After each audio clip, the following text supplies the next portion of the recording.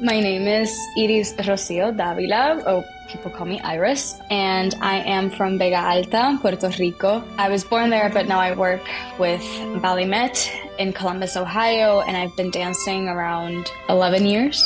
I didn't know anything about dance whatsoever. I did not start dancing until I was 11. I was in a school close to home that I just really did not like. And I was like, Mom, I just want to go somewhere else. I just don't like the school. It's just not for me. And my sister actually did this summer course somewhere in America. And she met this person that was also Puerto Rican.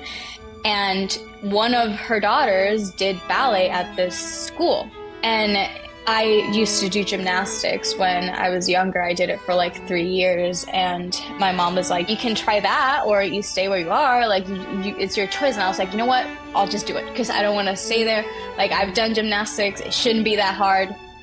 Didn't know that, but and then I just started dancing, and at first it was really strange because I didn't know anything. I didn't even know how to do a bun, and obviously 11 is pretty late, so it was very overwhelming at first. Again, I had previously done gymnastics, so I knew how to sort of move my body in specific ways, stretching wise. And at first it was just fun. I was like, oh, this is cool. This just, ballet classes, you're learning something new.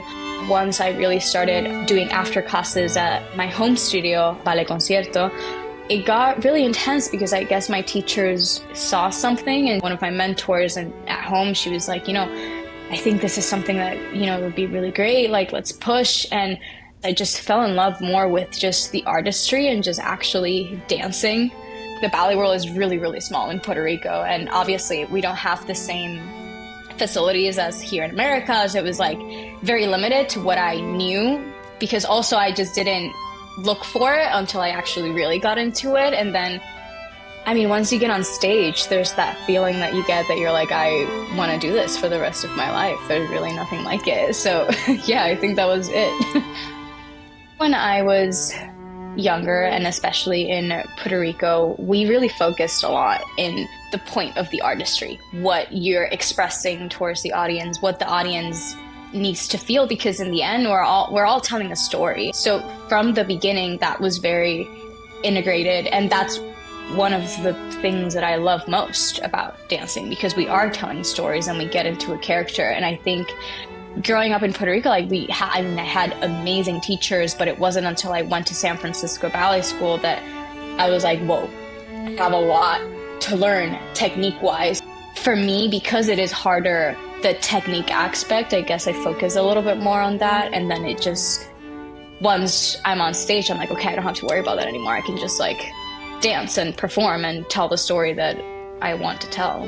A couple of my colleagues have done chamber dance in the past, and last year it was my first year kind of doing summer projects. I'd never really done anything like that, but it was something that I really wanted to do because you get to dance, you get to meet new people, you get to work with different choreographers and just expand as an artist, and I really wanted to be a part of it, so I'm really excited to be a part of it in a way. A lot of people in general don't know about ballet, and they don't know exactly what the job it actually is. I've experienced this a lot of times where people even ask what, is that a real job that you do? And I'm like, yes, it is a real job. And I think for people trying to kind of get them to come to the theater, I do think that going into performances, people to just keep an open mind, because sometimes pieces they're not your usual Romeo and Juliet or Swan Lake, and they see a name that they don't recognize, and it's just they're oh, I don't know, and you really don't know what to expect. And I think as an audience member, it's just to always just try and keep an open mind and just enjoy it. Dive into the music, dive into what the dancer is giving you as an artist. If it's not the step, it's what they're expressing. If it's not that, is the music. I think there's always going to be something that you can find that you can enjoy and really take something from after any performance. Thank you to everybody that supports chamber dance. We cannot do this without you, so thank you very much.